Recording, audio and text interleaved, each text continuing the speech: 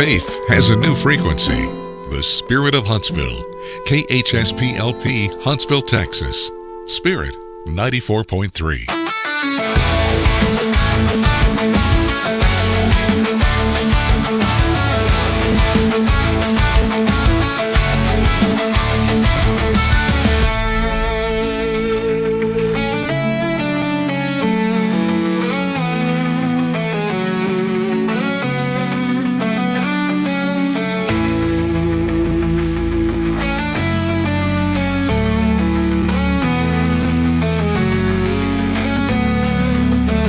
Here we go on another wonderful episode of Good Morning Huntsville. We want to welcome all of you in.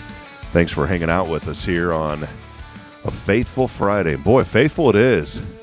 Billy Cawthon's gone.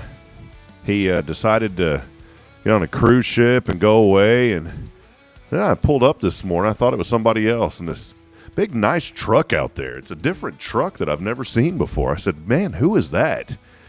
And I started looking around, and there's some tower equipment that was dropped off the other day here because we're going to make some more modifications to that and make sure we've got all that the way that we need it to be set up. And then as I walked in, a young man walked in behind me, and I want to welcome him into the show. Now it's been a hot minute, but he is here with us today, and welcome in to none other, as the camera goes on, to none other than the James Cawthon. James, good morning, man. Morning. What's going on, my friend?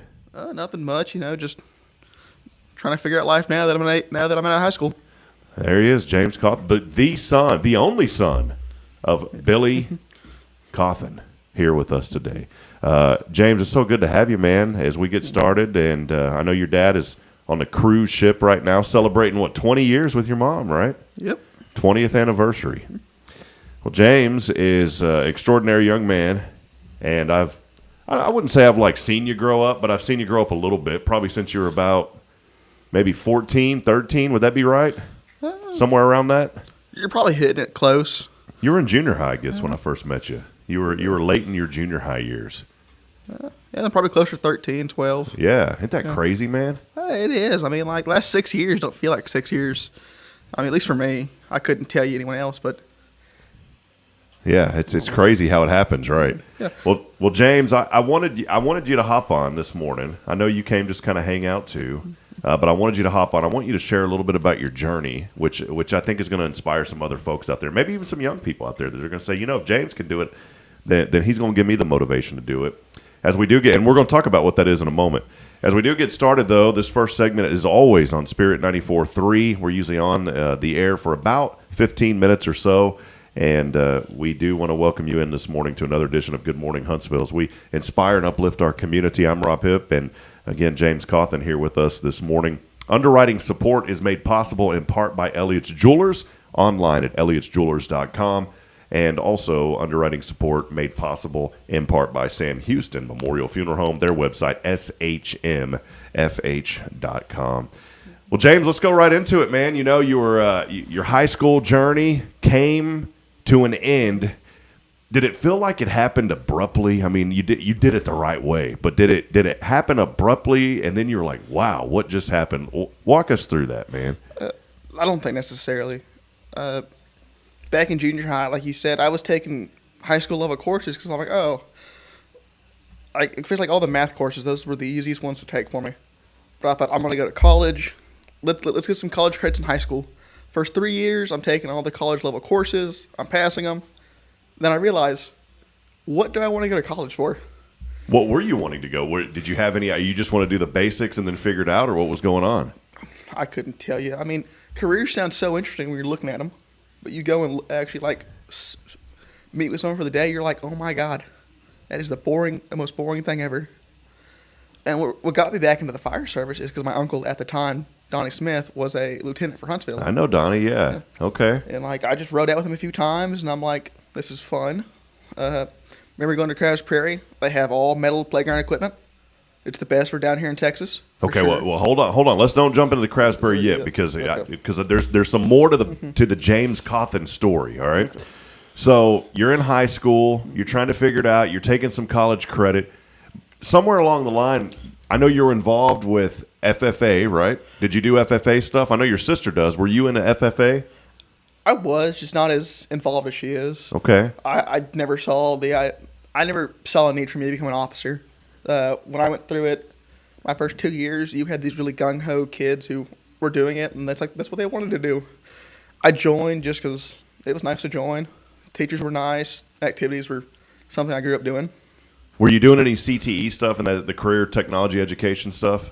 Any of those classes? A bunch of welding, because I'm a certified welder. If I really wanted to, Nice. I could go get a job right now welding. But it's not the most fun thing for me. I mean, I like to do it. It looked nice.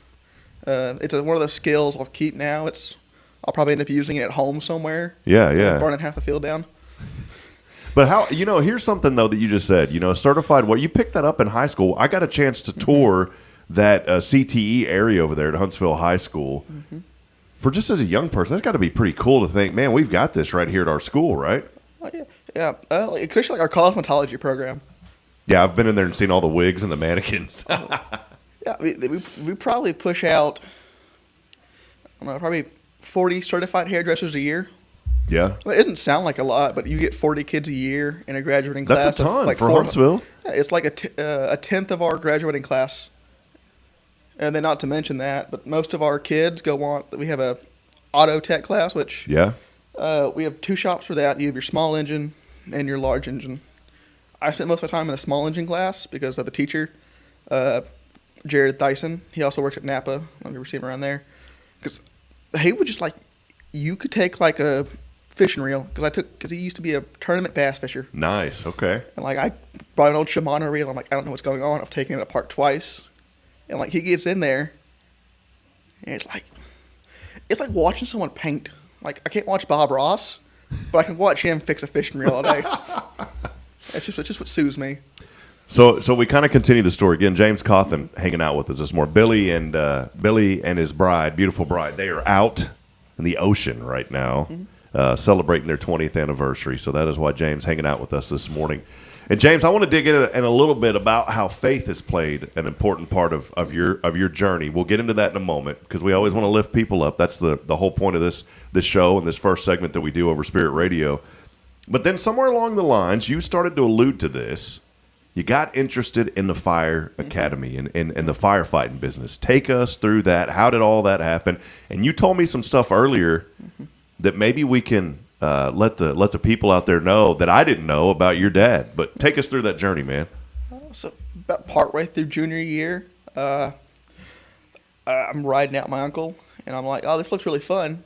I mean, I don't want to call myself a good luck charm, but I've done my EMT ride-alongs, my fire ride-alongs. I probably got 10 calls through 2 years. And you knew it through Don, but I mean, you knew it through Donnie. If there was someone else that maybe didn't have a connection to the EMTs or the fire, did they just show up and say, "Hey, I'm interested in helping"? How does that work? If you went to the fire side, if you're 18, just apply online for the fire volunteer. I know some people who they just tested recently. I know one of them. He's a SAM student. He's a year older than me. I was talking with him last night about it. Because I tried for it too right before I left for the fire academy. Because I mean, why not? It's Huntsville. It's close to home. Yeah.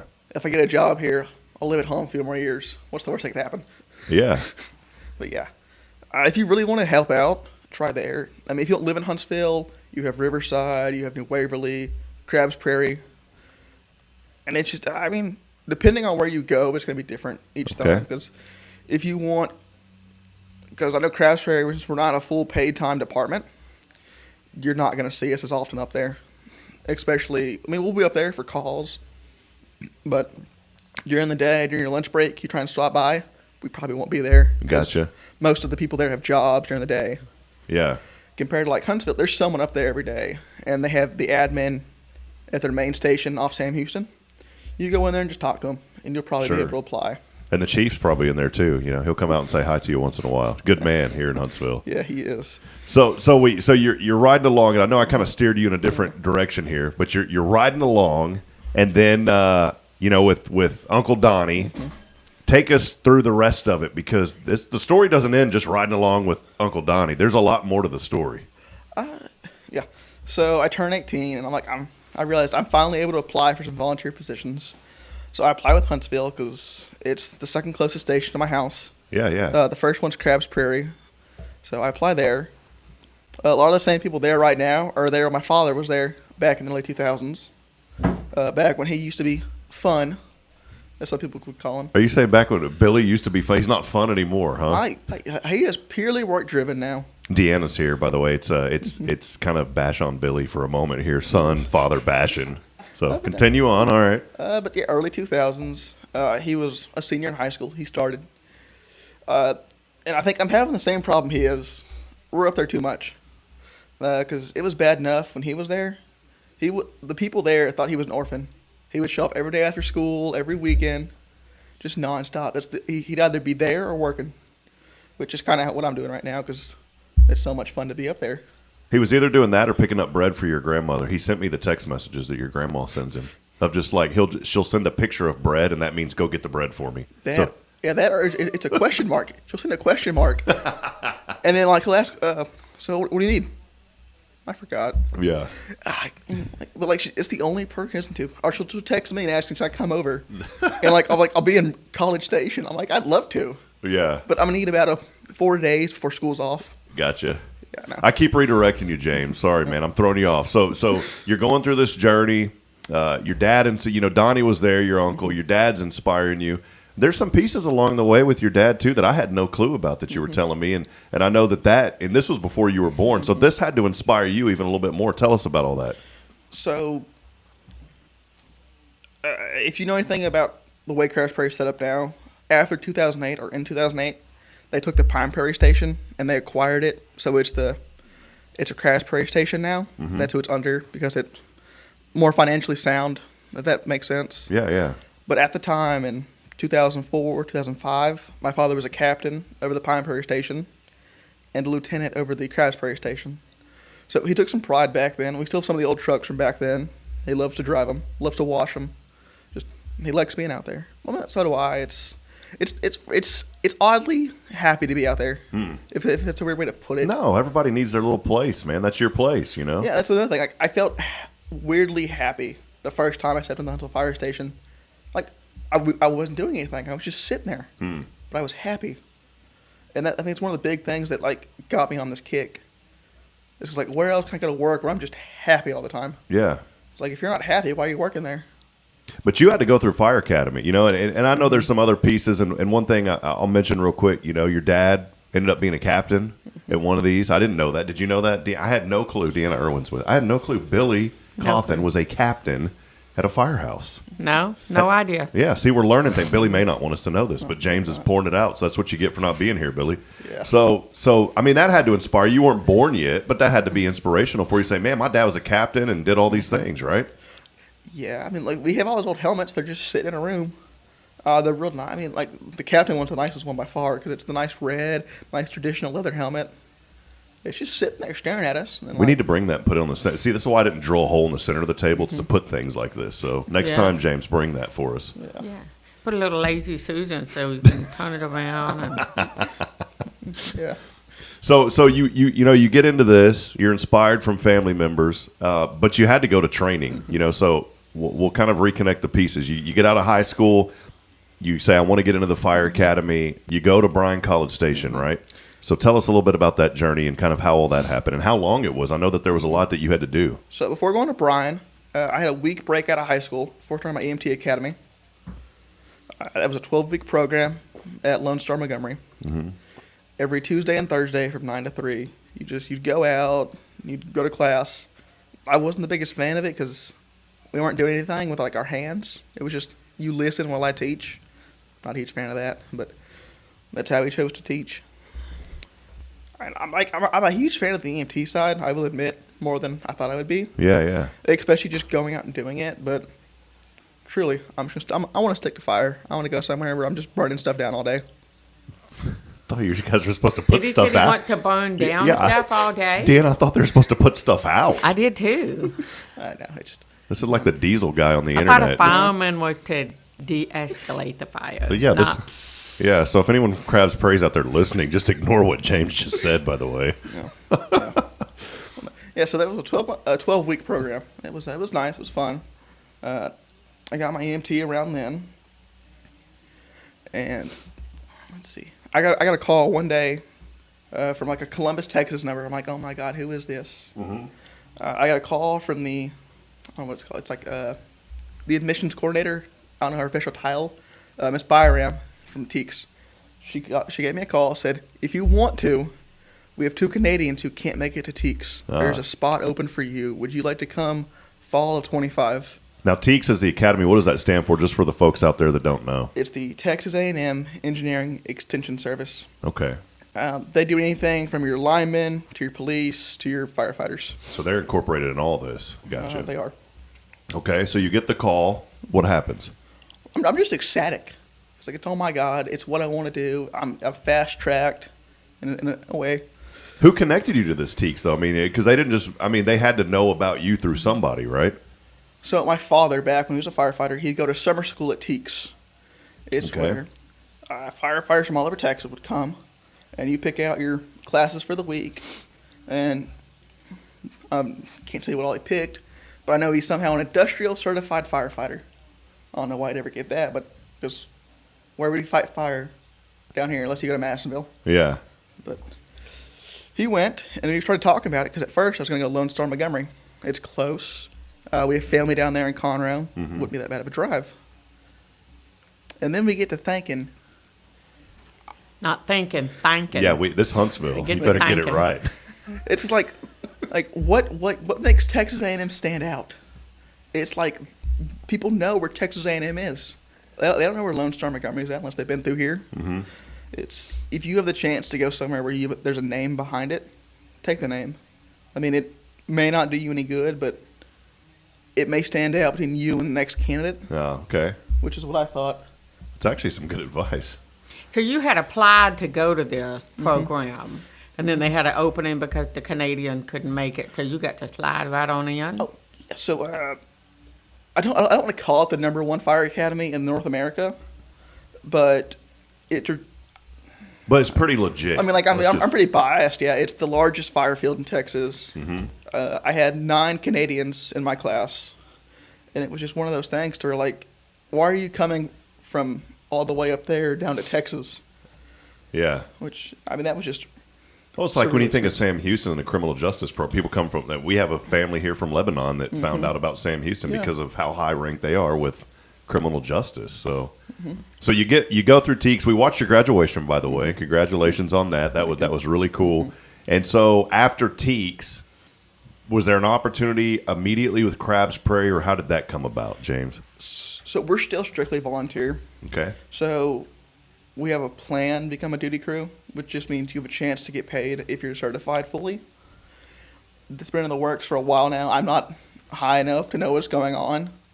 I just know what I'm being told. So I hope we get it started soon, because I'd love a job.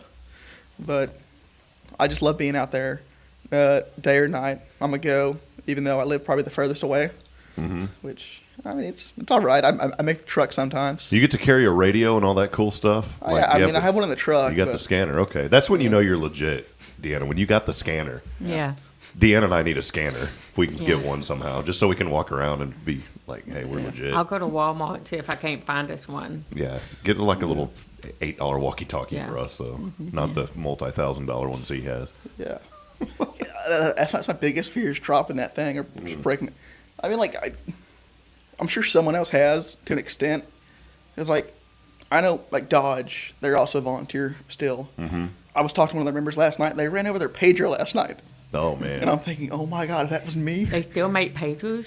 Oh, yeah, they do. We just found my father's old one from 1992. Oh, not 99 from Crab's Prairie. Wow. That thing still boots up just fine. I mean, it's covered in tape to hold it together, but boots up. Well, James, I think it's an incredible journey. I love having you on this morning to talk about. I love hearing stories from young people. Again, seeing you from, a young man in junior high and then going through your high school journey and just being passionate about something. And I wanted to tie in, as we're a faith-based show, and I wanted to tie in that role. Just how important has your faith played in your journey, especially as a young person? I think it's a pretty big one. If you can't believe in yourself, you got to find something to believe in. especially when times are tough. Like some of our toughest days, you'd start with like 5-mile run, and then they're working us nonstop. I mean, like I've never lost faith in myself. Yeah. But you can't just put all your faith in yourself. You got to put faith in someone else. And a higher calling. Yeah, I mean, like you're like in this job, you're never working alone. Everyone preaches a team, and it's just one of those things. I mean, how can you be a team going through an academy with people you just met? Yeah. You got to find someone else first. And I think that's what kept me going so well through it at first. Is like I didn't know anyone in this room. I think the closest person to me came from like Cypress, Texas. So it's almost like I've never seen any of you before. And I'll probably forget all of you in 2 weeks after. Yeah. I mean, that's how it kind of felt for me. Because, like, I mean, like I can call them all friends, but it's like I haven't kept in touch with them well enough. Gotcha. That's kind of what happened with high school, too. If I didn't talk to you daily, I haven't talked to you since. Well, I'll tell you this. We've been praying for you. Your dad would send me messages and say, hey, you're about to do this or about to do that. And, you know, I think that prayer is so important through anything. And I know a lot of fire guys who pray and rely on their faith. And I know that you got your church family behind you, too. You guys are over at Christ the King Methodist. I've had the Rev on the show before, Jeff Powers. We actually had Rev Up Your Morning with Jeff Powers here on with the Reverend. Rev Up the Morning with the Rev. I'm trying to say something, Deanna's not coming out cool. But you know what I'm saying. Yes, I do. But maybe real quick, we'll wrap up with this. Just, you know, think about your church family. How supportive have they been through this? You know, over there at Christ the King, I know that there's a lot of people that have been praying for you, and just that plays a huge role in all that we do, man. I think they've been really supportive. We have a scholarship there for our graduating seniors. It's the Sandal Scholarship, and it paid a bulk of my TEAC's cost. TEAC's tuition before having to find a place to live is $5,400. Good night. And I got a scholarship for $4,000. Wow. Yeah. It was one of those things I was able to go out and like not be as worried about how much I'm spending. Even though I'm still buying steaks every night because I'm living alone. I get to live high and mighty for once. This guy's living in luxury over here, man. Yeah, that's the weird thing. I think the HEB in Bryan was so much cheaper than the HEB here. It's like I went to buy steaks over there. It's like a $7 for a nice ribeye. I come back, it's $14 here. I'm thinking, oh my God, can I go back? It's higher. It's higher quality cows, you know, over Yeah. this area. Although that doesn't make sense because A&M should have some pretty good cows, you know, wandering around. I would think they have the best cows around. Well, James, what word would you have for somebody, whether it's a young person or even an older person this morning, just about, you know, their passion? If somebody's passionate about something or wants to do something, what would you tell that person this morning? And think about your own journey. What did you tell yourself? I think that's what's going to relate to people. I don't like you tell them something. You got to ask them something. Because Okay. if they're motivated, they have a reason. You got to find their why. That's what we were told every day. It's like, why are you doing this? Why do you want to be here? What do you want to do with yourself or with your life? And I kept thinking, like, the only reason I'm here is because I want to serve the community that served me till now. Yeah. It's just, I mean, I've always found most of my faith through service. I love going out and doing the mission trips, the service projects. I felt closest to God then, which it may sound weird, but that's just how I... No, it doesn't. No. That's just how I believe that I am most closely to God. That's good, man. Well, finally,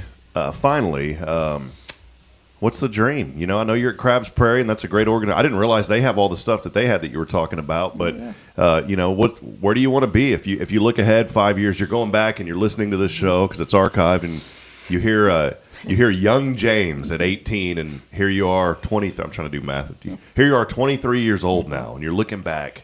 Where would you want to be at that moment? I want to go into New York, a little place in Houston. I thought he said New York. I was like, man, that's pretty crazy. No. It's a bit too cold. Little York. Yeah. Okay. It's a small. It's not small, but compared to the Houston area, it's a bit small.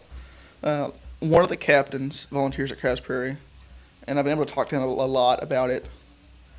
And he's also been through all of Montgomery County, like not as he's been as a firefighter, but he wasn't there working jobs. He was there volunteering through like Klein, East County, like South County, a few other places, and like he's incredibly knowledgeable. I mean, if you want to surround yourself around the best people you can, why not try to as soon as you can? don't make the mistakes early. I mean, I'm probably going to make a million mistakes the second I get there. I know it. But if I can go somewhere where I think it's good, the pay is good. That's a benefit too. Yeah. But it's somewhere I want to go. I've looked into it for about a year now. Applications open in February. It's just where I want to go. And constant training you got to go through. This isn't just something that you're one and done. I mean, there's always something you're doing, right? Every year you have your continuing education to keep your certifications up, as well as they'll send you to classes. Like in February, I'm going to Livingston for a wildland class. That's going to take 2 days. Well, cool, man. Well, Deanna, hanging out with us, Deanna Irwin. We're going to talk to Deanna next after we take a break. But Deanna, any thoughts for James? Any advice you want to give the young? I said 5 years. When you look back at the young James, well, he's still going to be young. Yeah, he'll still be young in 5 years. Me and you, not so much. Well, yeah, well, Deanna, yes. Me, no. Yeah. So. I think it's the I'm gonna opposite, eclipse. okay. I'm eclipsing you, Deanna. So it's Okay. gonna. Yeah, that's what happens, I right? got you. Right. Yeah. So. No, I just say go for your dreams. You always have. And you're still a kid to me. You're a good kid. I don't know if you know this, but James he's pretty dedicated to the shameless plug here, Pineapple Run. But yeah. he has worked out water stations as a Boy Scout. So he's been one of the ones that was there every year until one year y'all couldn't be there because you had some other commitment with the Scouts. And so he's always been a serving kind of guy, and he's just a good guy. And just as long as you keep that same mentality in your heart and your mind, you'll go far in life. Yes, ma'am. Well, there he is, James Cawthon, the James Cawthon. There's no other James Cawthon in town. It's the James Cawthon. There's a Billy James, but there ain't no other James. So, well, hey, we're always praying for you, man, and it's so great to have you on this morning. And man, I'm just excited. I'm excited about what the Lord's doing in your life, and I can't wait to see 10 years from now you putting out fires, not starting fires. So Please. Yeah, please, James. All right. All right, brother. Well, we'll take a quick break as we continue on. For those of you this morning that are listening on Spirit 94.3, we'll go back to regular music and programming. Many of you are on the social media feed. We'll keep the show going on our social media feeds.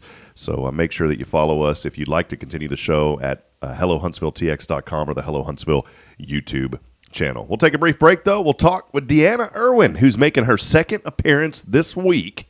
Non-paid appearance. You know, this is all just here for Deanna, and we're going to talk more about some great things happening in our community, and we want to continue highlighting the good, including the Pineapple Run that's coming up. We are hammering that home this week, so we will take a break. We'll be back in a moment. Stay with us. More to come. It's your show.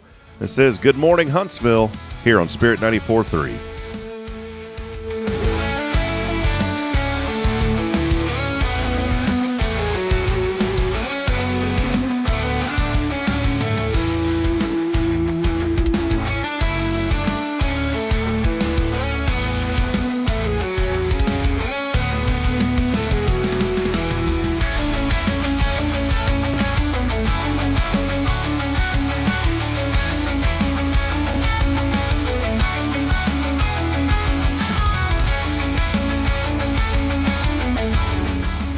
Hi, I'm Billy Cawthon, manager of Sam Houston Memorial Funeral Home. We know times of loss are tough, and you need a place to feel comfortable and cared for. At Sam Houston Memorial Funeral Home, we pride ourselves on being with you during those really tough days. You can rest assured that we will be on your side and by your side every step of the way. Thank you for your trust. Sam Houston Memorial Funeral Home, supporting families every day, every step.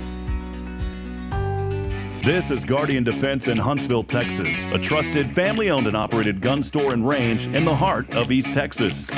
Guardian Defense is your one-stop destination for Texas LTC, NRA basic pistol and rifle courses, pistol refresher training, as well as a wide selection of quality firearms and ammunition. At Guardian Defense, empowerment is within reach through their Texas DPS-approved license to carry classes. Certified instructors will guide you through every facet of firearm safety, conflict resolution, and the pertinent legal aspects. Book now to become proficient and responsible in handling a firearm with complete confidence.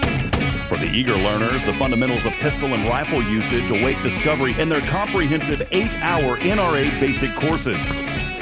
You're invited to connect with Guardian Defense on Facebook and Instagram, or give them a call at 936-293-0364. You can also visit them online at GuardianDefenseLLC.com. Guardian Defense, your reliable partner in mastering firearm safety and acquiring quality firearms in the heart of Texas.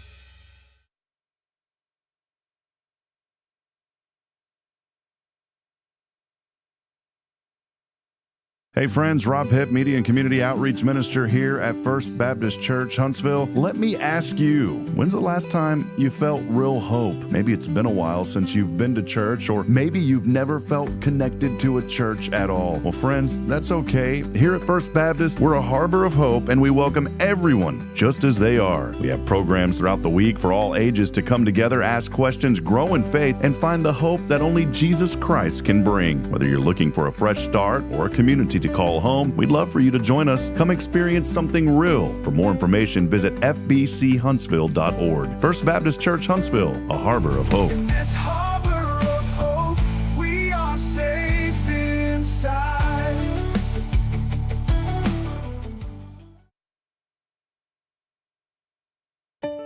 At Tomorrow's Promise Montessori Schools, we're not just a place where children pass the time. We are not a daycare. We are a child care center focused on the growth, learning, and discovery. Every day, children engage in meaningful activities that build confidence, independence, and a love for learning. From reading and math to social and practical life skills, our students are active participants in their development. Ready to give your child something more? Visit tomorrowspromise.info and discover what makes our school different. Tomorrow's Promise Montessori Schools, education you can trust. Hey friends, this is Rob Hipp, and I'm here to talk about a true expert in the real estate world. Let me introduce you to my good friend, Terry Coleman of the Coleman Realty Group. With 33 years in the business, I've dedicated my life to making your real estate dreams come true. Specializing in residential properties, I serve Walker and Montgomery counties, from Spring to Trinity and areas all around. They call her your next door agent, and here's why. I'm not just here to help you find a home or lease a property. I'm here to build lifelong relationships. Whether it's residential or commercial, farm or ranch listings, there's something for everyone. Now you might wonder, what sets Terry apart from other real estate agents? Well, it's simple. She goes above and beyond for her clients, like the time she surprised a family from California with a fully decorated Christmas tree and gifts when they returned from closing. You shouldn't have to compromise on the joys of home during life-changing moments. So, if you're ready to make your real estate dreams come true, here's what you need to do. Visit my website at myrealtorterry.com and let's make those dreams a reality. That's Terry Coleman, your expert in all things real estate. I'm Terry Coleman, your next door agent, and I can't wait to help you open the door to your new life.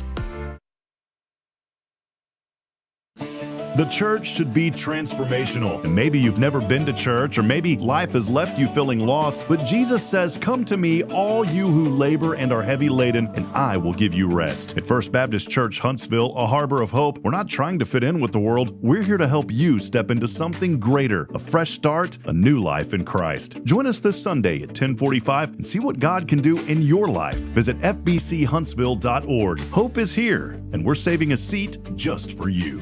Loving Jesus, loving people side by side. In this harbor of hope, we are safe inside.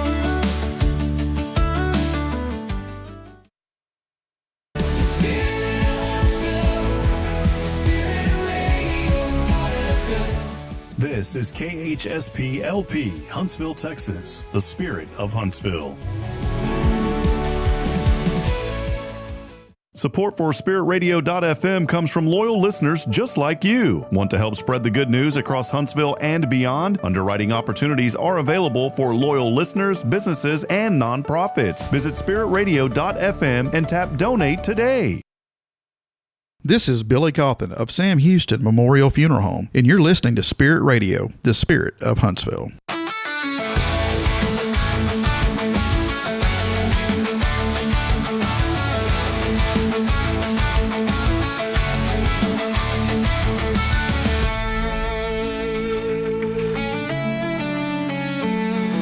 All right, back at it as we continue on. We want to welcome all of you in as we continue promoting and celebrating the good here this morning. Billy Irwin's here this morning as support. I don't have his microphone plugged up, but he's here. Billy, there's a camera there. Just wave at the people. Deanna can speak for Billy. So we appreciate Billy hanging out. Well, when I say Billy, it's Billy Irwin, not Billy Coffin. Billy Coffin's out in the ocean right now, Deanna. And you know who else is in the ocean watching us? Yes, I do. Come on, Bill. There's all sorts of Bills flying around today. There's a lot of Bills. Billy Coffin, there's Billy Irwin, there's Bill Doggett. Yep. Two of the three Bills out on the water. are out on the water right now. Man, what is going on there? Why aren't we out on the water this morning? Know. Well, Deanna Irwin's here. We had her on just a few days ago talking about the Peyton Irwin Foundation and the all-important Pineapple Run, and we wanted to talk a little bit more about that here in just a few moments. Time is coming up for a lot of stuff. Yeah. There's so much going on, and do you ever get to that point, Deanna, where you get close to the end of the year, and then you're like, I can't believe the end of the year's here, and then you get to January, and then you start saying, I can't believe that we're already halfway through the new month, right? Time flies. Yeah. Well, the preparation for you, we were just talking off air about, there's so much that goes into getting anything started. Just like with you and Billy, getting the organization going in honor of your sweet daughter and the education that you are bringing to so many people. That was a lot of work behind the scenes. I mean, how long did it take you guys to kind of form the Peyton Irwin Foundation and all that? Was it I would assume, a pretty lengthy process, right? The foundation itself was pretty quick because we had to hurry up because people wanted to give scholarship money just in general. But to get the whole thing going, yeah, I mean, you got to have a good team. You got to have dedicated people. It's not just a one-time thing, you don't just go, okay, we're going to have a run and we're going to have a foundation. We're going to meet one time this month. We meet every month, and so it takes a long time to do anything right. How do you get people to kind of come together in an agreement on things? Has that been, I would assume with y'all, it's been pretty easy. It's, you obviously don't have a lot of pushback in y'all's organization, but I'm saying that because I need some advice as I continue to grow Spirit Radio. We have a lot of people that believe, in what we're doing in the vision, which is great. But I mean, how do you get people together and just kind of rally them? I know obviously the cause, but just the inner workings and the ideas. How does all that come together? Well, with anything I've been involved with, everybody has to be on the same page, and you just listen to people, get ideas from people, and take all those ideas together. Always make everybody feel like what they're saying is important, because you may not agree with them, but you can still listen to it because it is important to them. And then you just take the highlights of that, and you take the top pieces of what's going to make your project successful, and you go for it. And you just have that right team, and if they're the right team, they'll be there for you. You've always been really good at organization, Deanna. Of course, I know all the great work that you do through the Peyton Irwin Foundation. Well, I don't know all the great work, but I know the great work that I see. But I got to experience that firsthand as a chamber ambassador. You leading that as the chair of that. You got to be organized to do things and get people to come together. And I've seen that firsthand.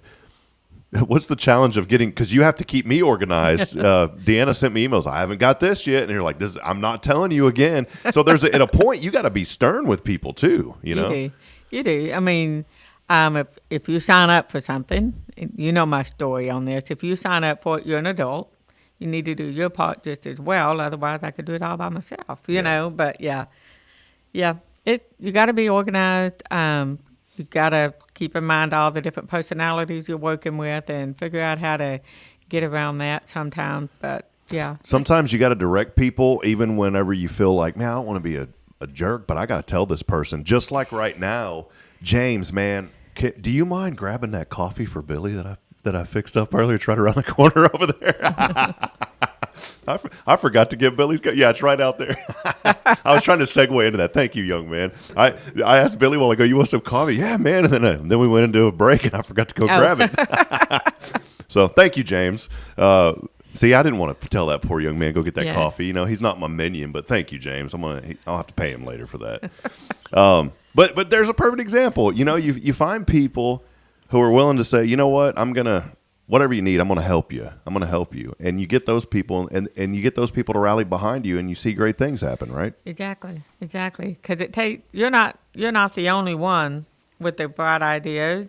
Everybody has good ideas. So you get that right team together And just like here at your radio station, you get the right team together and you're going to prosper. You're going to do well. You've got, all these ideas. Now you just got to get the right people in place to help you make it go forward. Then get the money to make it go Well, forward. that too. And Money always helps. Yeah. We walked around yesterday, Tyler Fordyce and I, and Tyler's been a big part of, what we're hoping to do here that we feel that the Lord's put on our heart. And I'm not a salesperson. I just don't like selling things. I don't either. I've been really blessed with Hello Huntsville, which is the platform that we're on. I know that we do the Spirit Radio the first 15 minutes of the show, but it's kind of a hybrid. And now we just go full Hello Huntsville, the rest of the show. But I've been really blessed to have a core group of people that have supported us for the last 3 years. And because of that core support, I can dedicate my time and resources into finding ways to promote the community instead of having to go out and sell all the time to keep the platform. Now, don't get me wrong. I mean, if my goal is if I could have I've always wanted to have about 15 dedicated people that will support us. Just 15. I don't want it to, because, man, once you think of it like a child care center. Talk to Kay about this. You got to have, after so many children, you got to have somebody else come on and somebody else come on. If it was one person taking care of 30 children, one, the state's going to shut you down because you just can't do that. But two, you can't be dedicated. And think of it in a business sense. If I had 100 people that I was trying to promote, there's no way that me individually could promote 100, but I could promote 15. Mm-hmm. And right now we're at about 7. But because of those 7, I haven't had to have that pressure of going out constantly.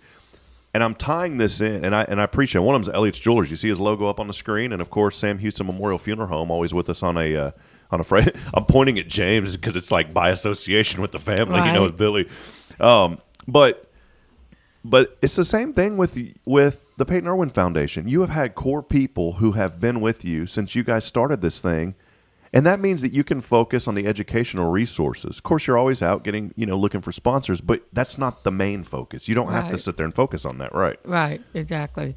I've always said it's not fundraising, it's fundraising, or, we want to get our message out. So I want to be able to get the message out so other people go out and do what they need to do to support me to get the message out. Same thing with you. You got to have a whole team to collaborate to get that done. Somebody went through a class one time and they came back to work and they said, everybody has their seat on the bus. Mm. And so that's right. Not everybody rides in the same seat. This seat might be good for organizing. This seat might be good for ideas and coming up with ways to get your programs out there or get new ideas into the station. So, that whole find your seat on the bus and ride it with pride. I rode that big yellow loser cruiser till I was a senior in high school. I loved that thing and people are, why are you calling it that? Well, because I'm calling it that because that's what it was for me. All right. I'm not saying for anybody else. For me, that's what I called it, the big yellow loser cruiser, man. That thing was great. Glistening in the sun when it'd come rolling down the neighborhood. The big yellow loser cruiser. Yeah. That was it. That was for me, for me. Right. And an old boy would come rolling down right there, big old 10 on the front of it. I just remember it like it was yesterday, and it was bouncing down the street. And here I was, senior in high school, and all my friends had cars when they were in 10th grade, 11th grade, and I was the only senior riding the bus. And when you set a seat on the bus, those kids, because at that point, I was like the king of the bus. I was the older guy. I would think so. You were probably the ruler of everything. Man, I'm telling you, when them junior high, they would go to the junior high first, all right? And when them junior high, they'd go sit in that. And what I'm talking about is that little tiny seat in the back. You know what I'm talking about? The little half seat? The little half seat. That was my seat. I earned that seat for riding that thing for 12 years of 11 years. I didn't ride it in kindergarten. But for 11 years, that was my bus, man. And so I earned that seat, okay? And we'd go to the junior high first before I'd get on, and then they'd go to the high school. Like I said, I'm the only one. The bus at the high school, there's poles where you sit. Well, there's like 5 of us. I was one of 5 that was waiting on the bus. All the cool kids, they all had cars or they rode with a friend. I had neither. so I'd wait there. And I'd get on that bus, and them junior high kids, one of them was always sitting in that seat. But as soon as he saw me, boy, I didn't have to say nothing. He got up. And I wasn't a bully. In fact, I think they bullied me, to be honest. But that was my seat. Uh-huh. Everybody's got a seat on the bus. And here's the important thing. Know your seat. Yes. Know your seat. I knew that was my seat. Mm-hmm. And I don't know how else to tie that into anything inspirational, but that was either.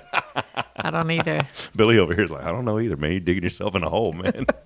And the fun part about that seat was when you hit the bumps. We had a cool bus driver one time that was subbing, Jonathan Ritchie. I'll never forget. And there was huge bumps as we went up this area called Rabbit Hill in Georgetown. And Jonathan said, all right, luckily he don't drive the bus anymore.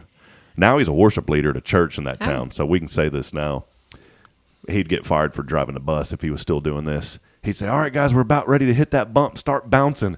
And so we'd get on the back of there. We'd start bouncing up and down. And when he hit that bump, our heads would hit the top of the bus. Oh, wow. That was a good bus driver. Yeah, it was a great bus driver. Yeah. So, but no, in all seriousness, find your seat, find your place. And I think it's good to have great leaders and people who are organized, that run organizations that organize, such as yourself, because sometimes somebody needs to help you find your seat. And I know that you've been able to place people where they need to be and watch them thrive, right? Yes, definitely. Because, I have a vast little group, and everybody has different personalities. Everybody has a different idea. Everybody has a different skill level.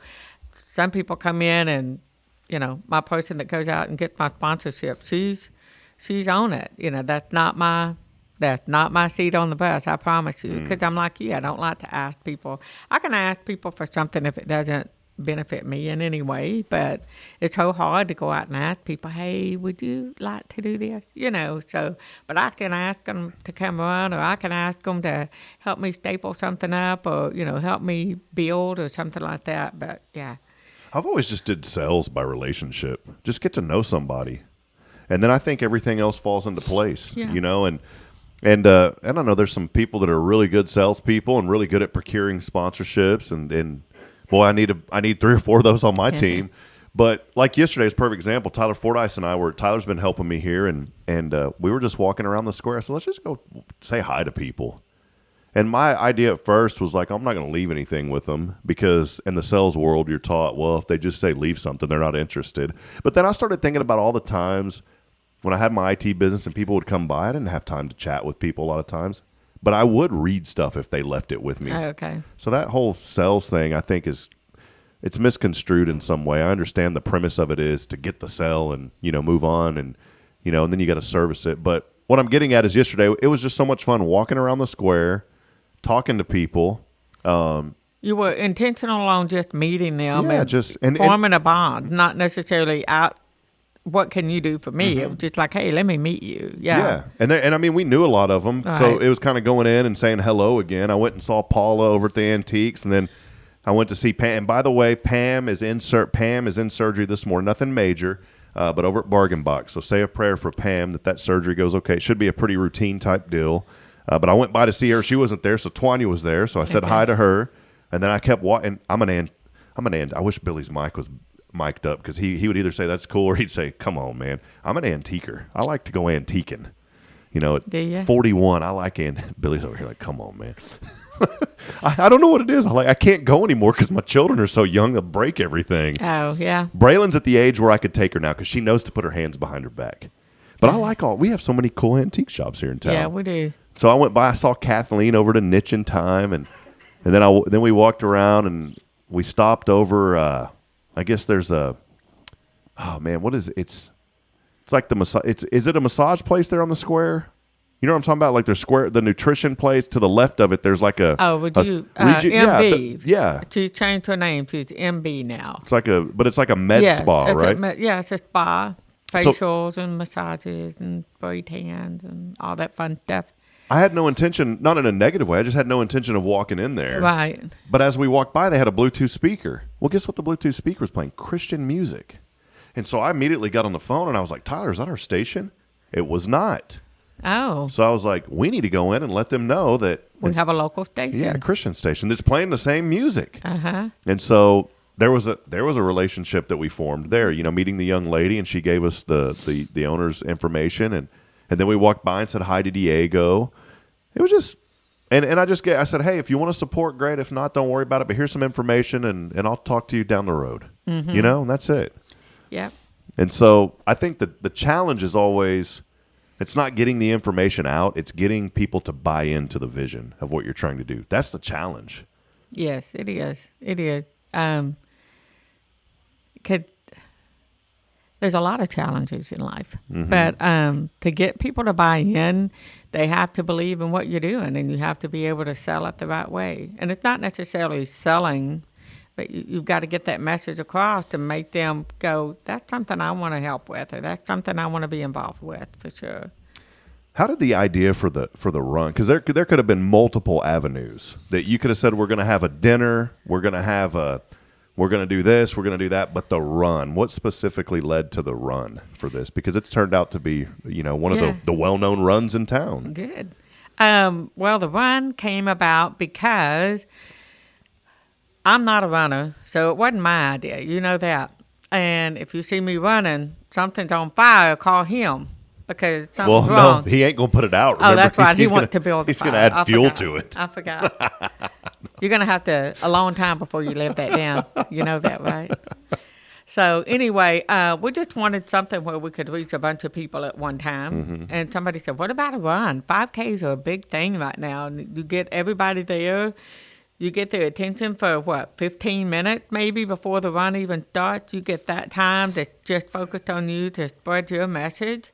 And you hit, 1 year we hit 100 people, then we're hitting almost 500 people at one time. So, wow. To be able to get that message out like that, and then all of those people get to spread that message. So that's why we went with the run, just because of the I don't want to say it's easy, because it's not easy, but the ease of being able to get that many people in one place at one time. I didn't have to have seating for them. I didn't have to have dinner. I didn't have electricity overhead. It was just a nice gathering, and people got to do something. It's not like I was just asking for money and then I'm going to turn around. They pay for something, they come to an experience, and they walk away with a message, and they walk away with some fun goodies, so... I know Billy doesn't have the microphone on him, and but I'll let you speak on behalf of this. What? Maybe talk a little bit about just his role. Your husband has been such a critical part of what you guys do He's as well. He's critical, all right. So, but how seriously though, how much of a role I know he's there and supportive and helping to get the word out. It starts with a me. I always say this, but it takes a we, and he's a big part of that we in what you guys are doing. He is. We've been together 33 years now, so that we is just blah, blah, blah. I mean, there's just you see him, you typically see me, or you see me, you see him, unless we're at Hobby Lobby. But you still see him too, I think. Or the antique store. Yeah, there he's you go. Waiting in the truck. There you go. No, I couldn't do it without him. Everybody needs somebody to hold the staple gun and put the nail in and hammer it in for you. And he's a good support. He supports not just me, but anybody on our team. If they need something, he's there for them. We call him the Zip Tie King. We call him Cabana Boy. He has many, many, many names. Some I probably can't say here. But no, he's a good guy all the way around. Couldn't do it, wouldn't do it without him. Perfect. Slip me that 20, Billy, that we were talking about before. Get this again. Yeah, no. But great. Everybody loves Billy. Everybody knows Billy. We can't go anywhere that somebody doesn't say, hey, Billy. I'm like, oh, my God, I just want to go home. Hi, how are you? But no, he's a dependable guy, especially when it comes to the run. He's very passionate, obviously, about the cause and everything that we do. And he may gripe and complain sometimes. Oh, I don't want to get up at 2 a.m. and get ready for this, but he's on it. So that's good.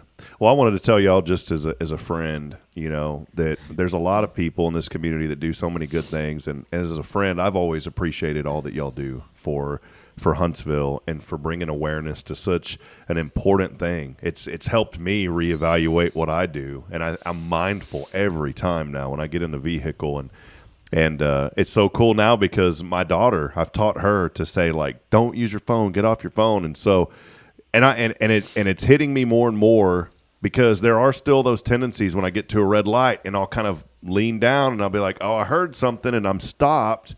And then I hear you in the back of my mind say, don't do that because your brain has to reset. You taught me that. And a perfect example is the other day, and I try to justify, so there's no cars. I'm over here way off Veterans Memorial, and I did. I started to pick up at the light, and then Braylon was like, "Put that down, Daddy." And I was like, yes, she's learning. That's good. And you say that, and I didn't come here today by any means to do all of this, but you bring that up. It's so important to teach the kids young, no matter what you're teaching them, whether it's safe driving, don't text and drive, don't cross the street, brush your hair, whatever the lesson is. It's so important to start young, because then they're not going to know any different. Mm-hmm. And so kids today need to know that it's okay when they get in a car with somebody and they are texting and driving, or they're drinking and driving, or they're doing something that's endangering them. It's okay to speak up and say, hey, dude, could you put that phone down? Because I'd like to get where we're going. Yeah. And you're doing that by starting young with her, and the little one will be right in behind her. Caden's always there. He's attached to her hip, no pun intended.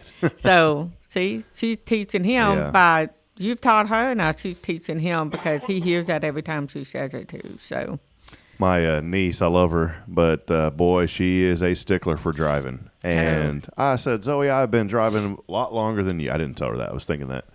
Because as you go through your own neighborhood, sometimes you don't think about the blinker lights. You're just like, no, normally, it's just kind of cruising through the neighborhood. And boy, she gets on to me. She just graduated high school, but she'll be like, oh, what, your blinker doesn't work? And so she's helped me in a nice way. I'm not being mean to I love my niece, but she's helped me to learn that, you know what, I need to use my blinker. I need to be more aware of what I'm doing and those kind of things. And so, it is. And I think the more nuggets that we have every day, the more that we're mindful of these things.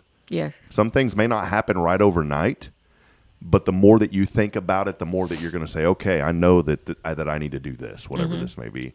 Well, Deanna, I want to take a quick break. We've still got a few more minutes, if that's okay. I'm going to take a break. I want to come back and highlight a little bit more about the Pineapple Run this year. I know we've talked about it earlier this week, but I want to highlight a little bit more and just how important it is for community involvement. Folks like Sam Houston Memorial Funeral Home. Normally Billy is here, but today James representing that, and how important it is for organizations to get involved and to be a part of this, because it does help, and there are people like Sam Houston Memorial Funeral Home who have been there with y'all every step of the way. We'll talk about that, and we'll wrap it up when we come back. Maybe a little what day is it and this day in history, too. Ooh, how does that sound? I always like that. All right. We'll take a break, and we'll continue it. And do us a favor. Let us know that you're out there. A lot of folks joining us this morning across the social media feeds. We'd love to hear from you. As we continue on, it's Good Morning Huntsville. We'll be back in a moment. Stay with us.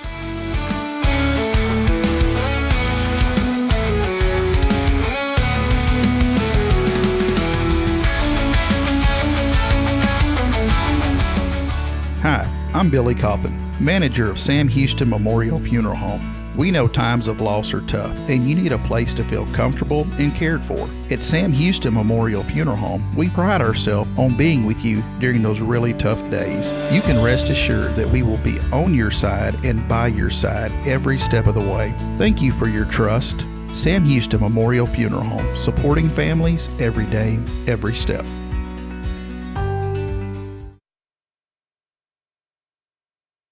Imagine a voice of hope reaching every corner of Huntsville, from homes and hospitals to prison walls. Since 2010, the Oak Ridge Disciple House has helped men break free from addiction, not with quick fixes, but lasting change through Jesus Christ. They've celebrated 167 graduates at Oak Ridge and 138 more at Interfaith with an 80% success rate. That's compared to just 5% in most secular programs. The fact is, Jesus works. And now, celebrating 15 years, they're building their third house in Tennessee and just launched a women's program, Restoration Ranch in Texas. It's all for God's glory. And here's the heart of it. They never turn anyone away for lack of money. In fact, 95% of families receive scholarships. As one person put it, don't talk about it, be about it. Every penny counts. Donate today at oakridgedisciplehouse.com and help change a life forever. The Oak Ridge Disciple House. Online at oakridgedisciplehouse.com. Real recovery,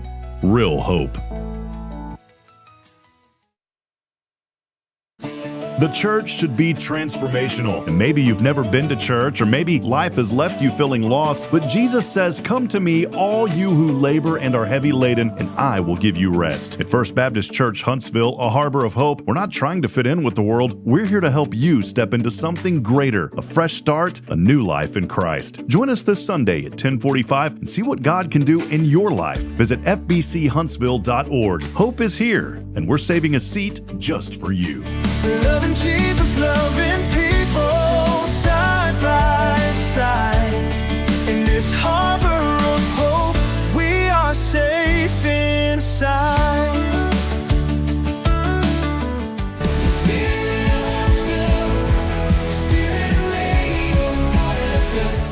This is KHSP LP, Huntsville, Texas, the spirit of Huntsville.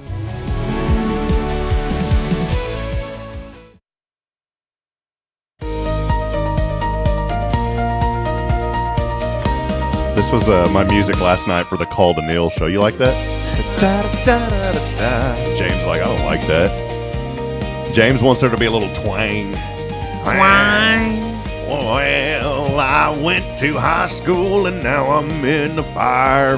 I'm making fires, I ain't putting them out. That's horrible. People quit listening after that. I quit singing. You know what? The ratings went down when I stopped singing. Oh, did they? Yeah. Although I don't know where the ratings are. But when I was in Fargo, when I was in Fargo, when I was in Fargo. Up there where it's cold. When I was in Fargo, you betcha. We were a rated radio station. The stations up there were rated. Have you ever heard of that before? Like rated ratings and all that kind of jazz? Here we're not, because it's kind of a weird market. If you're in Houston, you're rated. If not, you're kind of out of that. Oh. Well, for commercial radio stations, ratings are extremely important, because if you're the top station, you can charge more for your advertising. Oh. So that's why it's important to be the best in an area, because instead of charging, say, $20 per ad, you could charge $50 because it's your higher rate. Makes sense, right? It does. In Fargo, our I guess, what do you call it? Not hip hop, but what's pop? Our pop station. We were in a group of like 8 stations. It was really cool because you walked into this building and there was 8 radio stations in this one building. Oh, wow. It was really nice too. And in fact, this studio I modeled after our sports station in a way. Like this desk idea, I changed it a little bit, but that production table, that was all modeled after what we had. And up in Fargo, yeah. And good people up there, yeah, you betcha. Good people. Brian's watching us this morning from Fargo. He's a good man. He watches us for some reason. He says Good Morning Huntsville to all of us. So Brian, I love you, man. I miss you. He likes a good comedy show, I guess. Yeah, I don't even know why people think it's funny. They probably, this guy's, I'm tired of listening at him after 669 episodes. Really? Oh, you know what? I forgot to say the number. I think it's 670 today. Good. It is. It's 600. Wow. And to think I was at almost number 1. You were the very first interview that did you know that, Billy? Your wife was the very first interview that I ever did. Ever. BJ McMichael was the first person on the show. That's right. But you were the first interview. Yeah. And I went to y'all's website. That interview is still on there. Oh, wow. Yeah.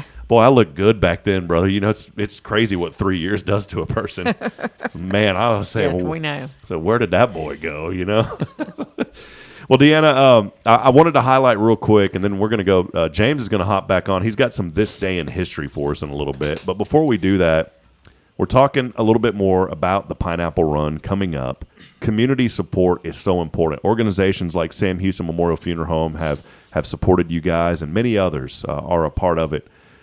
The business community, I know it's hard. People are pulling a lot of directions, but maybe highlight a little bit about that support and just the difference that it makes, not only when people come and run and buy tickets, but for organizations and businesses to get involved.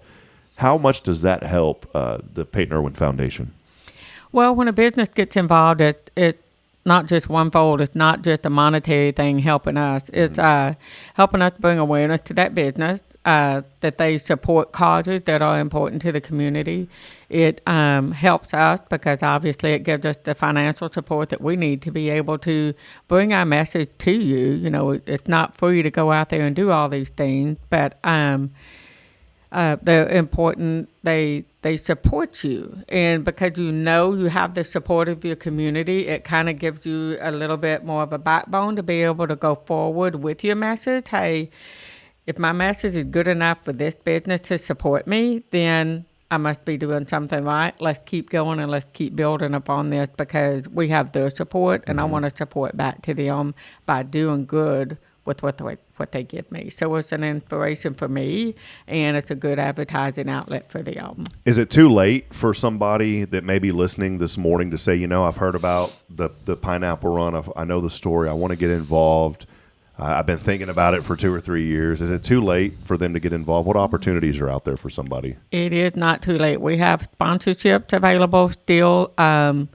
We seem to pick up a couple of new sponsors every year. We typically retain all of our sponsors every year, and we're very, very, very grateful and thankful for that. But we always have room for more sponsorship because whatever we take in, we give back into scholarship to area students, not just Huntsville, but New Waverly, Madisonville. Oh my gosh, I go blank every time. Richards, Lovelady, Trinity, Huntsville. I think, did I hit them all, James? Is that about right? Sounds good to him. So he's worried about he's worried about his segment. I know. Right? I mean, all eyes are going to be on him, or all ears. I don't know. Both of them. Right. So it's not just about the scholarship supporting us, but we in turn support students, and then we go out and we do educational promotions as well. Different events we get to go to and share our message. Like we were so honored to be able to step up with the high school this last time they did it, and we did the Shattered Dreams program with them, and we got to be there and be a part of that and get to speak at that program. And wow, that was an impact to us as well as to those students. Well, I hope it was a huge impact to those students. So to be able to do things like that, it takes that monetary support, and we're very thankful for the support that we get to do, or that we get to be able to do those things. So that's awesome. Get involved, folks. You can find out more information online and get tickets for this year's run. PeytonIrwinFoundation.org. It's PeytonIrwin. Don't put an E in there. No. PeytonIrwinFoundation.org. Catch the Pineapple Wave happening on my dad's birthday, April the 11th of this year. You'll get the cool medal. I'm always excited about the medal, the swag, and what were you saying for the swag bag? You'll get the swag bag, and the T-shirt. Yes. I don't know how you say T-shirt's just a regular word. T-shirt. T-shirt. Mm-hmm. So it's the Don't Text and Drive. This is such an important organization. And this year at Kate Bar Ross Park, there's going to be a lot of room, not having to worry about anything else. Just come out, run, walk, push the stroller, walk the dog. Can people bring the dog? Can they walk the dog? Yes, we have lots of dogs usually every year that show up. Just bring the plastic. Well, the owners come with them, but I mean. The dogs show up by themselves. Yeah. Just Rusty Soretti. Is that how you say his name there in College Station? Yeah, he used to actually come over and interview me every year before the run. Yeah, but. That guy's all over the place. He is. He posted something the other day. He goes, if one of your 50 dogs got out, I found them, and there was like a pack of dogs. I mean, it looked like 50 dogs just walking in a pack at College Station. So come, though, and be a part of it. Again, PeytonIrwinFoundation.org. And can I throw one more thing out? People like James, I always said thank you earlier for his contribution, but you can't do it. It's not just a money thing. It's a people thing. Mm-hmm. So if your organization has people that can help us by volunteering that day, and we welcome those as well. So yeah, and pray for the organization. I always say the first thing people should do is pray.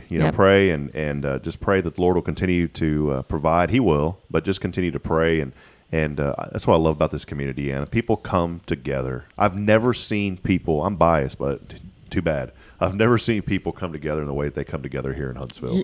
You're absolutely right. I mean, I haven't been anywhere but Huntsville. But I mean, it's amazing the community that we have here. For whatever cause, they're there for it. Yeah. Well, James, hold on. I don't have any cool background music. Here, we'll put this on for James. Here we go.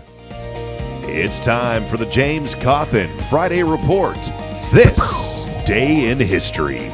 Here's James Cawthon, Crabs Berry volunteer fireman who makes fires. I wish everybody could see his face, and he is so excited about this. Wait, hold on. They can look there. There he is. There he is.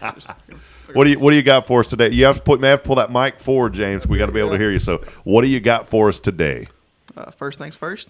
This day in 1978, NASA's first female astronauts. Oh. Okay. I thought he was going to be a little more excited about that one. I did too.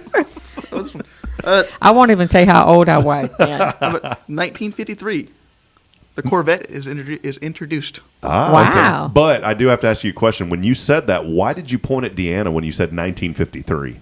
I would, that's not cool. I think you can't judge me on my mannerisms. Sometimes you got to point and talk, throw your hands up, and just. All right. So far, two good things. What else you got for it? Trying to scroll down. Most of this is just, everything's an ad now. Yeah. Which is great. Let's see, where's it? I just saw it. This somewhere. day in 2026, time to buy life insurance. Right. Okay. 1922, Betty White is born. Ooh. Oh, wow. Betty White. She was a legend. She was Didn't she comedy. She lived to be 100? 99. Yeah, she barely missed Think it. about that, though, real quick. She got robbed. I know. You're like, man, I'm, and then it's like, wah, wah, wah. I mean, I don't mean it in a negative Wah, way. wah, wah, wah. Yeah. Golly. I think I think for me, 92 is my ideal age. I used to want to be to live 100, but now as I've gotten older, I was like, I don't want to be 100. Why 92? I don't know. It just sounds like a good age. Just because good, you beat 90, but you didn't have to go anywhere near the 100? Yeah, that's kind of where I'm at. Yeah. Okay. So anyway. Even number. Yeah, just an even number, even Stevens. Okay. Type number. Okay. So a little further back. 1547. We got to get closer, James. Oh, Okay. sorry, Here, one further, yeah. okay. Here we go. 1547. Yeah. Ivan the Terrible was age 17, crowns himself the first Tsar of Russia. I didn't know they had SARS. I can't say that word. CZ. CZAR. Czar. TSAR. Oh. CSAR, not a CZAR. Oh. Okay. Hey, that's my thing. English sucks. I gotta say it. There's too many words for the same thing. Well, at least we're not on the radio anymore. Yeah, well, that's okay. Okay. It's valid. It's a valid statement. Let's see. A little further back, but 27 BC. Okay. The title Augusta is bestowed upon Julius Caesar by the Roman Senate. Oh. Yeah. I took some classes at ORU. I've kind of meandered out of that for a while because there's a lot going on. In fact, I'm still getting registered for classes. I'm like, quit registering me because I ain't paying y'all. I'm done for a couple of semesters. But we studied a lot about the Roman. It was so interesting. You know, you grow up in church and you hear all these things, but then learning the history of how all that came is really cool. No, you know, and then I'm sitting here thinking, you know, Jesus didn't even walk more than like 50 miles in his lifetime. It was a 50-mile area. Isn't that crazy? And think of the impact. And now we have all this technology to reach the world. Boy, we ought to be making an impact. We ought to be. When you put it like that, you are exactly right. If he could make that impact by just walking those same miles over and over. Within a 50-mile radius. Right. And look what we have. Yeah. We should be able to reach everybody. Sure, yeah. Anything else National Day or over here? I mean, back in history or? Let's see if it tell me the year. Okay. 1991. Okay, here we go. Bush announces Operation Desert Storm. Ah. I knew it. My brother-in-law was serving during that time. I don't think he was in that, but that was a pretty big deal. It was a big deal. God, That's the first one, I guess, that I would remember. Yeah, I think so. He would remember a little more because he's a little older. Well, the Iran-Contra stuff that was going on. I mean, Oh, you know, but yeah. yeah. So. I guess Desert Storm just really sticks out. I can Yeah. remember the uniforms were, that's when they started wearing the light-colored uniforms to blend in with the desert That's more, right, and yeah. not so much the army green. The desert camouflage. Yeah, which is still a I have thing. my camo on today. She does, yeah. It's not Desert Storm, though. No, it's not. I'm just regular old, I guess, army camo. That's all right. Well, there it is, the James Cawthon Look Back in History, brought to you by Sam Houston Memorial Funeral Home. Sam. Our family serving yours since 2002. Now, here's Deanna Irwin with... National. You're like, What wait a- national day is it She's like, today? wait a minute, I don't even have anything pulled I up. know. I don't have a phone. I don't have anything. Let me pull something out of my hat. All right, it is National Without a Scalpel Day today, Deanna. National Without a Scalpel. I'm kind of nervous about that. And I'm going to tie this into something really cool real quick. Man, I'm all over the place on my graphics here. Here we go. I'm going to tie this into something really cool because thank goodness they do use a scalpel. Shout out Huntsville Memorial Hospital. They are our streaming provider. We could not reach many YouTube channels, many Facebook channels, or LinkedIn, which, by the way, good morning. Clyde Law joins us every morning on LinkedIn. Oh, does he? So good morning to you, Clyde. We appreciate you. But HMH, our official streaming sponsor, helping us get the word out. But thank goodness they use a scalpel. I'm interested in knowing of what National Without a Scalpel Day is. I'm just dumbfounded. I mean, I'm speechless. I have absolutely no idea why you would have that day. I mean, National Donut Day makes sense, but National Without a Scalpel Day. Okay, well, here we go. Listen to this. This is starting to make sense now because Okay. now you start thinking of what is it called, laparoscopic type stuff. So you're not really you still have to use a scalpel You got to cut them open to put the. unless they use like a mechanical pencil and then that Ow! Yeah. I hope they don't do that at Huntsville Memorial Hospital. They don't. They okay. don't. Yeah. Each year on National Without a Scalpel Day, January the 16th recognizes the opportunities to treat disease without a scalpel. There you go. Oh, so a non-surgical type day. Non-surgical. It was 1964. Pioneering physician Charles Dotter, not blotter, but Dotter. There's a difference when you dot versus blot. Okay. He performed the first angioplasty. Oh. What is that? Do you know what an angioplasty It's is? where they go into your heart. But but they still have to cut, Well, I guess maybe. right? I guess, yeah, 'cause don't they go up through the The veins artery, in your yeah. legs and your groin and all my that? grandma had all So that done. maybe they don't use a scalpel. Maybe they use a little cutting tool not known as a scalpel. Yeah, like a mechanical pencil tip. Oh, yeah. To create the incision. Needle. That's it. Yeah, Oh, needle. that's true. I guess it just goes Needle. straight in with the needle. Yeah. This groundbreaking procedure to open a blocked blood vessel took place in Portland, Oregon. That's a lot of puss in there. Not only did the angioplasty allow the patient to avoid leg amputation surgery. Yikes. Angioplasty patient. Yeah. Yeah, you got all the puss in there today. She left the hospital days later with just a Band-Aid. Yep. She was Huh. singing as she walked out, I am stuck on a Band-Aid brand because a Band-Aid stuck on me. That's what she was singing as she walked out of the Is hospital. that what it says? Yeah. No, it didn't. We Okay. just made that up. No surgeries, no stitches, no scars. Now it's starting to sound like AI. Well, now it sounds like National Band-Aid Day. Yeah. Minimally invasive image-guided procedures, MIIP, James, MIIP, can treat a broad range of diseases throughout the body. So is that a MEEP? Yeah, MEEP. Okay. Used to treat cancer, heart disease, stroke, aneurysms, life-threatening bleeding, infertility, fibroids, kidney stones, back pains, infections, blocked blood vessels, and, I don't know why they didn't say this after the first three, many other conditions. Many other conditions, right. So there you go. And how do you observe National Without a Scalpel Day? Hopefully you don't go to the hospital. No. Hey, do you mind if I have like a volunteer angioplasty today? I hear it's National No Scalpel Day. We should do that. Just walk in. Right. Yeah. Also, I'm not a fan of this. Not a fan of these. I used to be when I was a child, but as I've gotten older, they're just...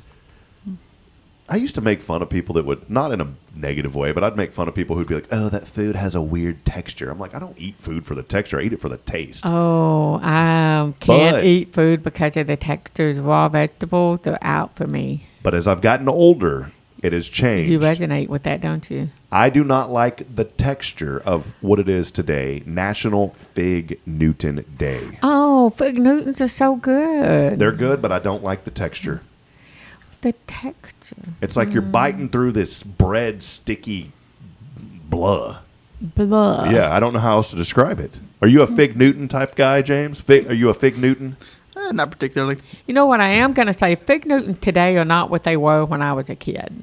They must be more processed. But I'm sure they are. Everything is. Yeah, so National Fig Newton Day. And then also, here's the big one. I'm scared of this one. You know what it is, right? I do. You want to announce it? It's National Do Nothing Day or Nothing Day. Yeah. You could have just said it's national and then walked out of here. National. Okay. Don't want to do anything. Just leave. But like I said earlier, don't let Billy know that He's because already he has excited. a lot of things to do today. I wish we had the camera where we could see his face because, boy, I when we know. said that, he was like, oh, yes. And then you told him no, and it went back down. I know. National Nothing Day today. Yes. Which is, there you go. National Nothing Day today. National Nothing Day does not apply to people named Billy. I'm wondering how this started. It was created as a day to provide Americans with one national day when they can just sit around without celebrating, observing, honoring anything. But how do you honor or observe National Nothing Day if you don't honor or observe anything? National Nothing Day, because you're honoring and observing National Nothing. It's kind of one of those catch-22s. The National Day can be about nothing, or you can make nothing about something. The choice is yours. To Do About Nothing, wasn't that a movie? Yeah. Okay. So there you go. It may be a good day to celebrate nothing at all. We suppose putting nothing in a glass and setting it on a table might suffice for celebration. If I had a National Nothing Day, I would do nothing. I would lay in bed all day And do nothing. I would do nothing. I would make him turn the TV on for me and him bring me my drink and my popcorn and my M&Ms and do nothing. But then he would have to do something, so That's he couldn't okay. celebrate. That's okay. Hand her the remote. Yeah, hand the remote. You could just put it on a stick with Velcro and just kind of, that may work. But I was thinking about this. At least you would get the remote for a change. If I had a day, and I very, very rarely get these now, especially with the two little ones. But I think of it when I went on a cruise many years ago. It was I went on 2 cruises. It was the only 2 vacations I've taken probably in 15 years. Like, and a vacation is not like we're leaving this weekend. We have a memorial service to go to on Monday for a really close family friend. But, we're going Saturday and Sunday. That's not like a vacation. A weekend trip is not a vacation. A vacation is taking 7 days. It's got to be 7 days of doing nothing related to work. That is a vacation for me. If it's 3 days, it's not a vacation. If it's 5 days, wouldn't even work? No, it's got to be 7 days, Saturday to Saturday, Sunday to Sunday. It has to be 7 days. And I have not taken a 7-day vacation, boy, since like 2012. Wow. And I need to do that. But I was thinking the last time I did, it was on a cruise, and I didn't feel like doing anything. And I slept almost the entire cruise. I'd wake up, go eat, then I'd go to the excursions, and then I'd come back and go back to sleep. Wow. Because I was so tired. James is like, sounds like a pretty bad. No, he went from bad to good. He started thinking about it, He goes, man, that sounds pretty good. It would be okay if it wasn't my money, but I would feel like I wasted my money if I did that. Because I could just go get a hotel room for a lot cheaper and do nothing for 7 days. Well, see, this is where I may have a little bit of And I told you I don't like to do pushback, but I may push back on this a little bit, what you just said. Because if you factor in all the food that you get and all that, it's not a bad deal. Okay. Those cruises are a pretty good deal when it comes to eating. Yeah. So there you go. That is your National Day today, and also the brought to you by James Cawthon. It is This Day in History. Sit back and relax and do nothing. So maybe he could record those for you and send them in, and you could play them once a week if he's not available. Because he's fixing to go do great things. He's not even going to be here much longer because he's going to go and conquer there's Little York. Is that right? Little York. You're going to take Little York to Big York up north one day and be like, y'all ain't got nothing on Little York. So do you take Little Debbie to Little York? We'll see. Okay. Kyle Kreiner comes in here to visit. Do you know Kyle? He's the brisketeer of Huntsville. He comes in. When you said Little Debbie's, I think it's like he wears a shirt that is a bigger version of Little Debbie. Oh. And it says Big Deborah. Oh, and okay. It is awesome. All right. Well, hey, it's been a fun morning. We wanted to wrap it up on a positive note. And as I always say, it's Friday. Find a good church to get plugged in. We got 42 choices here in Huntsville. 42 churches? 42 churches that you have an opportunity to get plugged into. I always mention Christ the King Methodist. That's where Billy goes. We're here at First, and many other opportunities. Northside, UHBC, Church of Christ. I mean, anything you can think of, they've got it here in Huntsville. Just get plugged in this Sunday. Deanna, thanks for hanging out. It's been fun. Any final comments? We want people to get involved, be part of the run. So maybe any final comments? Get involved in something. I don't care what you get involved in. That's my final comment. Make yourself have a purpose in life. Get involved with something that is near and dear to your heart. That's good. And do not celebrate Do Nothing Day because you need to get involved in something. You do. And everybody's celebrating no scalpel day because I don't want y'all to have a scalpel. I don't know. Yeah. That was just a really weird one. But it made sense once you read the background. Yeah, I guess kind of. James, your final thoughts. We're going to leave it with you. James, he gets his own little, and here he is with the final thought of the day. It's James I'm jealous Cawthon. of that music. He's thinking it through. He's doing nothing. Just go live your life. Have fun. I mean, what are you waiting for? Get nothing but time. That sounds really good with that background. Sounds good with that background music, like inspirational. Thank you, James, for being here. Billy Irwin, thanks for hanging out. And Deanna Irwin, Thank you for hanging out. Big thank you to Sam Houston Memorial Funeral Home, as always, our foundation support. We couldn't promote organizations like the Peyton Irwin Foundation if it wasn't for that foundation support. And also a thank you to Elliott's Jewelers. He's online, elliotsjewelers.com. Hey, everybody, as I end every show, reminding you, this morning, we're not strong enough alone to make it on our own. We need each other. So please, provide a word of encouragement, lend a hand of support. I promise somebody out there today needs you. We'll be back at it Monday, 7:30. We'll see you then, 7:30 in the morning. So long. God bless everyone. See you, Deanna. Bye. See you, James. Bye.